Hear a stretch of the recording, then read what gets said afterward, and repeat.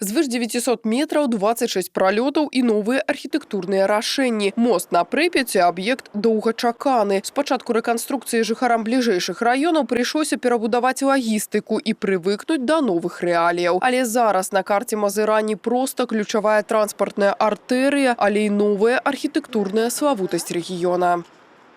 За 2 гады, пакуль вяліся работы, мост поўнасцю пераўтварыўся, ён стаў больш функцыянальным як для транспарту, так і пешаходаў.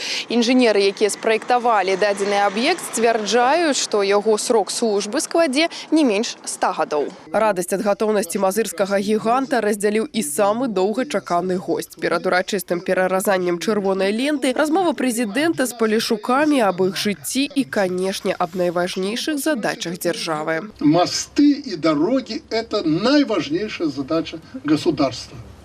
У нас через Припять, по-моему, 4 моста, да? Всего 4, 3 здесь.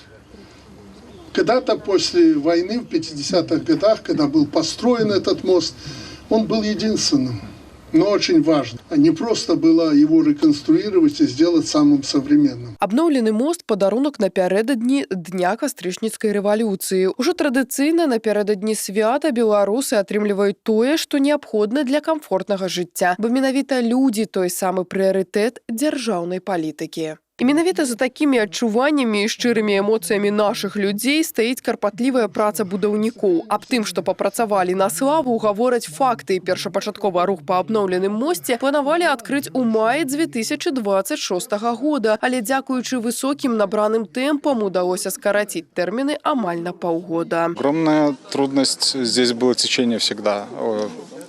Те инженерные сооружения, которые здесь строились, они не выдерживали паводка, не выдерживали натиска воды и применяли здесь новые технологии, которые позволили построить через, скажем так, бурную большую реку этот мост.